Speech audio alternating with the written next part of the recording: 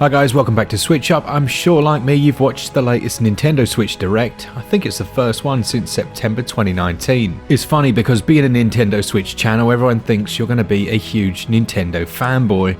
And actually I think Glen and I both agree, while there were some good announcements, that overall Nintendo Direct wasn't quite as good as we were hoping it would be, but I mean, is it ever? I'm not sure. With that said though, let's go over the best games announced and some of our thoughts on what was noticeably absent. If you enjoyed the channel, then let us know down in the comments which games you missed, which weren't there that you were hoping to see. I think we'll give away a free game just to make you feel better. Best Nintendo Direct ever? No, it wasn't, but I still need to say it. Let's find out.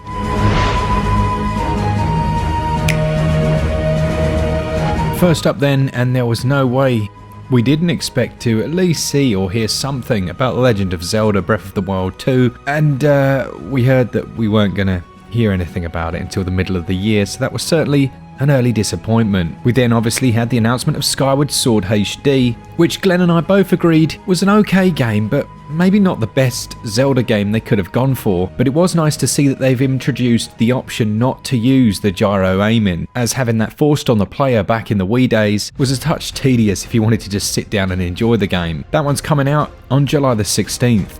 I don't think many of us were too surprised to see Fall Guys announced. In fact, it's a bit like Rocket League. It was an inevitability. It's made so much money for everyone else. It doesn't need a hugely powerful machine to run on.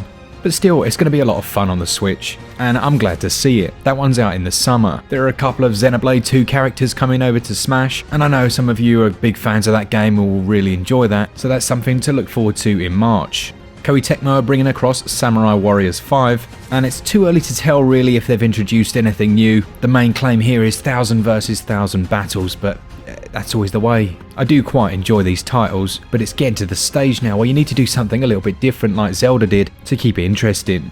One of the real stars of the show for me, and gonna be my game of the year I reckon, is Monster Hunter Rise. They introduced a few new monsters, as well as quite a few different stages were shown in the trailer. I think one of my favourite monsters is that Owl Mudron, a big swampy mud creature that comes up from the ground. It looks awesome. It was nice to hear that they've already patched out the issue that was present for some people playing online. There was a bit of stutter for me because of the friends list, something like that. But I had really thought we might see a new Monster Hunter demo straight after the show, but alas it's not to be. What they did show us was the new Monster Hunter Switch and Pro controller.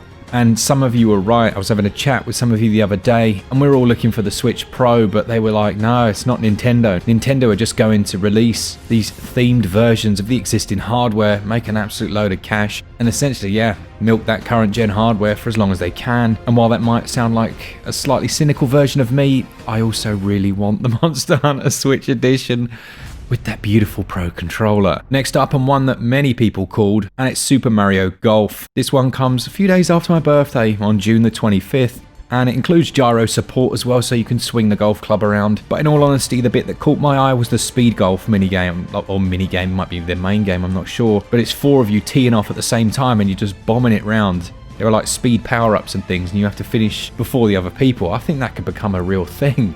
That sounds so much fun, and it looks quality. It also included a Mii story mode, which looks interesting. It's nice to see that they're actually making use of the Mii, because it's been a bit underutilized on Switch so far. One that Glen's really excited for is The Legend of Mana. That's completely been remade and visually redone for the Switch version. And yeah, they made quite a big deal of the empty map mechanic, which sees you going through the world and gradually building it up by placing things upon it. I think that's quite a nice idea, and it's not a game we expected to see, and was the 4th game in the series. They chucked the Tales from the Borderlands games in as well for a March 24th release. Not a huge blip on the radar, they're decent enough titles from back in the day when Telltale was still around. But my heart still goes to The Wolf Among Us, and let's just hope number 2 is decent. Stubbs the Zombie's coming back. Yeah, that features on my meh list. It's, you know, decent enough game from back in the day, and I know Glen enjoyed it. The DC Superheroes Girls game coming out on June the 4th looked bad, in my opinion, with an overemphasis on cosmetics and dressing up. I understand it's for kids, and, you know, I'm sure my daughter would absolutely love it, but yeah, no. Plants vs. Zombies. Glen and I again both agree that, man, I would love to have the original. I love the original back on mobile. It was a brilliant game. And these like shooter versions of it, don't really tickle our fancy. That one's coming out on March the 19th, the DC one on June the 4th, but the next big one really, you got No More Heroes 3, which is coming out on August the 27th. This time Travis is fighting against aliens. It looks completely bonkers, loads of different styles mashed in there as you'd expect, and certainly a good one to come late summer. Hopefully when the world's looking very different. I'm secretly a little bit hyped for the Miitopia MMO style cooperative adventure game. Like I said before, I think the Miis have just been underutilized. I do like having the option to make those characters and use them in different titles. So yeah, I actually secretly quite looking forward to that, and it's very current, isn't it? With the way the world is, allowing people to get together. They did it with Animal Crossing, and I think Miitopia might be a bit of a hit. That one comes on May the 21st. On that Animal Crossing note, obviously you're getting the Super Mario 35th anniversary items coming, I think was February the 25th they said. Knockout City, now that was quite an interesting one. I couldn't quite work out if it was a battle royale or just a team deathmatch or something similar. I think it's team deathmatch style, and Ninjala obviously dropped and everyone was super hyped for it. I think it's petered out a little bit. Either way, it's gone for a similar style, looks to be quite quick. It remains to be seen if it's going to be any good. What is good is seeing a Hades physical release. That's nice. It's a game that deserves it for sure. Now, Glen is a big Ninja Gaiden fan, so the Ninja Gaiden 1, 2 and 3 games appeal to him. Again, that's nice, I guess, having that master collection, but there are other ports that I personally would rather see. That collection comes June the 10th. Apex Legends is actually one I thought would surprise drop, would shadow drop straight after the show. So seeing that get its March 9th announcement, it's not a huge amount of time to wait, and I guess at least we know when it's coming. But that's one I'm certainly looking forward to playing on Switch and seeing how it holds up in terms of performance. Even from the little footage they've shown, I see a few technical compromises have been made. Star Wars Hunters got like, what, a few seconds of footage, if that, and it's a free-to-play third-person shooter. Are they making a Star Wars Fortnite game? It looks or sounds very much like it, doesn't it? Ghosts and Goblins there, that'll be cool. That's coming very shortly. Hopefully we can do some coverage of that one.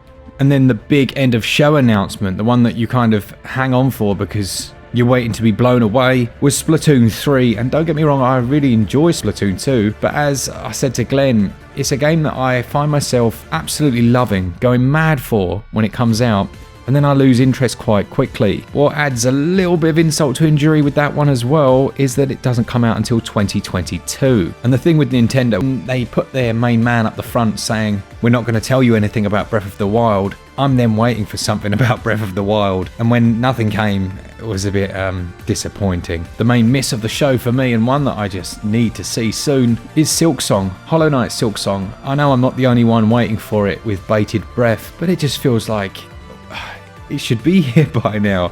I remember the build I played of it a couple of years ago, and it felt so finished. It's just a bit sad not to see it. Overall, I'd say it was a good Nintendo Direct, but for the amount of time we've waited for a proper one, it didn't feel like a great one. In fact, some of the indie directs we've had have felt a little bit more exciting, but beggars can't be choosers. There is an absolute ton of games there, and one more that actually, if it wasn't there, the whole show probably wouldn't have been quite as hyped for me, and that's this Project Triangle Strategy, aka Octopath Traveler 2 Tactics, or whatever they're going to call it. The Triangle Strategy name comes from the 3 different kingdoms that fill the world. I've already played the demo for about an hour and a half, and yes, in a very similar way to Tactics Ogre or Final Fantasy Tactics or Mercenaries, it shares a lot of similarities to them. They've doubled down on the world design, so allowing you to push players off of the edge of different items, emphasizing the benefits of the different heights you place your characters, and there are a lot of different moves from what I've seen so far to keep that strategic element going. It's very slick looking. I do love this Unreal Engine come CryEngine beauty that they managed to make. It just looks so good, and for me that's the pick of the show. So let me know down in the comments, what did you think of the Direct? Was it everything you'd hoped for? What were the games that you really feel you needed to see? Perhaps you've got a bit of a Metroid itch that hasn't been scratched. And I think I'd like to improve one person's night by giving away a free game. So yeah, leave a comment down below. Make sure you subscribe if you enjoy the channel. And as always, for all things Switch, all the time, keep it Switch up. Cheers guys. See ya!